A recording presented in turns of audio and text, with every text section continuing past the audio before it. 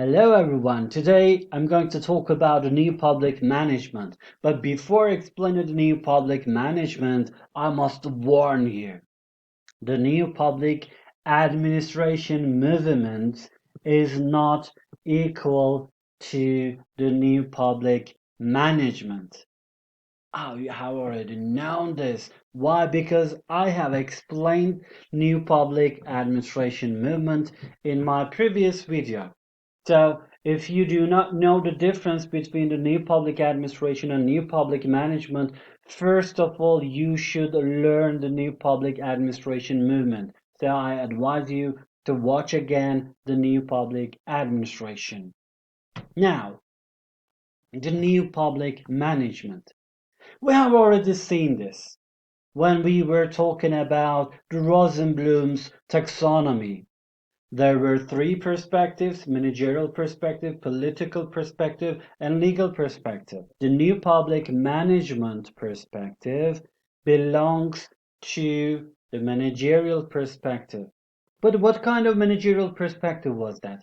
All managerial perspective? There is a little bit difference in terms of structure, for example. We have explained these challenges. According to old public administration, they were supporting Weberian bureaucratic structure, a rigid hierarchical bureaucracy. But this time, new public management argues that we should decentralize the central bureaucratic structure, and it is too rigid to provide services. We should make it more flexible. Secondly, previously it was argued that government should provide service directly, but now new public management argues that no, public administration, government, state should not intervene in the economy. Market instruments should be used. Contracting out must be used. But better, privatization must be carried out. Thirdly, we should not give fixed salaries on the basis of seniority. We should give performance pay instead of seniority. We should make it more flexible. We should give performance-based salary. According to new public administration, there is a public interest. In a managerial perspective, no, there is no such a thing as public interest. There is a totality of private interests, and everyone is trying to maximize their self-interest.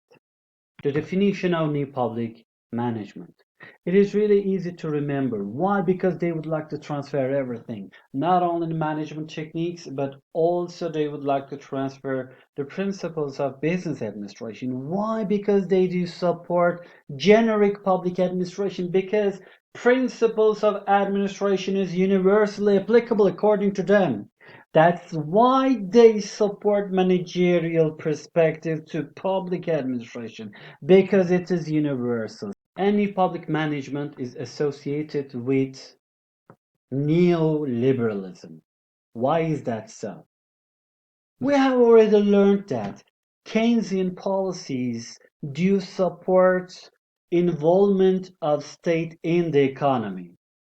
Keynesian policies do support increase in public expenditures. So we're going to think about the opposite as far as new public management is concerned, because they do believe that government is too large to assume the financial costs. What should we do then?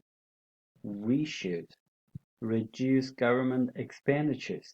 Remember our supply side economy. Exactly it is.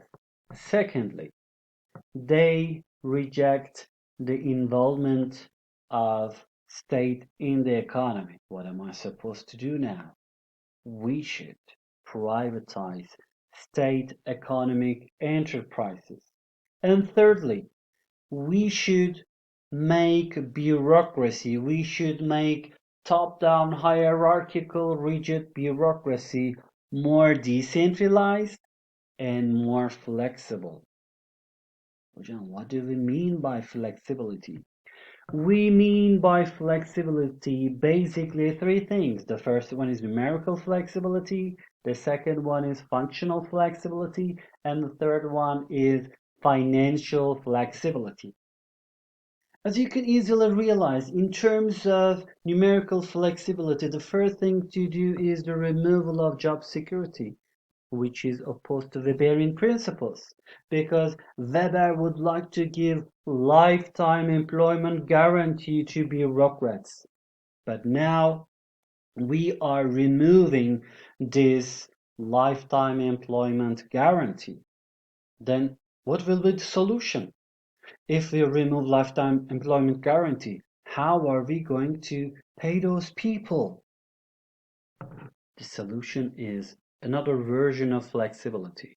Why we're not given lifetime employment? Because we're going to evaluate if their performance is okay or not. If it's not okay, either we're not going to give them pay increase or we are going to dismiss them. Functional flexibility. It is the opposite of specialization. It refers to multi-skilled labor. That means you are going to perform number of tasks, not one specialized task, but you are going to function multiple tasks. Let me explain other components of new public management. Since I would like to remove lifetime employment guarantee, since I would like to give performance-based salaries, then I need to measure the performance of my employees. How am I going to do this? By means of the application of a business management technique, which is performance management. When I set standards and measures the performance, I can understand if my employees functions well or not, and I can evaluate their performance. What is going to happen when I evaluate their performance? I will be able to control them. I will be able to give a proper salary in accordance with their performance. As you can see, we transfer business management techniques to public administration, not only flexibility, but also performance management. Thirdly, quality management, another business administration technique. Remember from total quality management.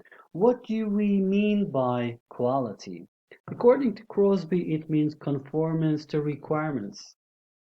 According to Juran, it means fitness for use. Requirements of who? Fitness for use for whom? For customers. They substitute customer instead of citizen.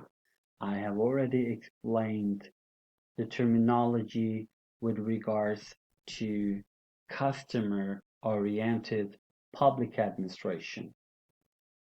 Here, new public management is an exact example of customer-based public comprehension. Because quality is defined on the basis of satisfaction of customers. It is very subjective. Yes, it is supposed to be subjective. For example, you may like this video or you may dislike this video. Both indicators are showing the degree of quality of this video. What if I don't like you?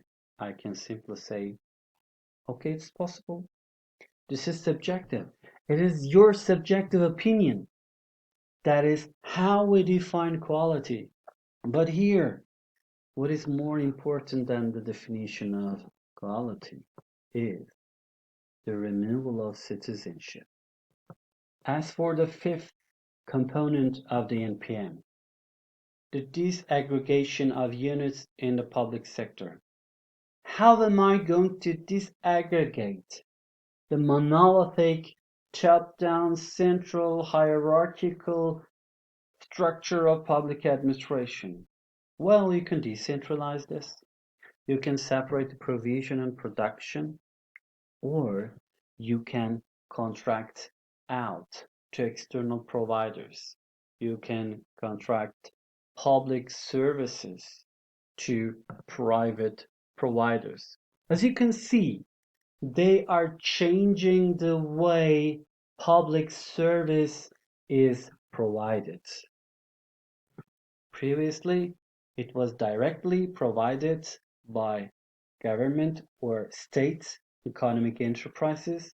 This time, either we are privatizing the state economic enterprises or we are contracting public services out to providers. Why? For the sake of greater competition in the public sector. Thank you for listening. Next week, I will talk about governance. See you later.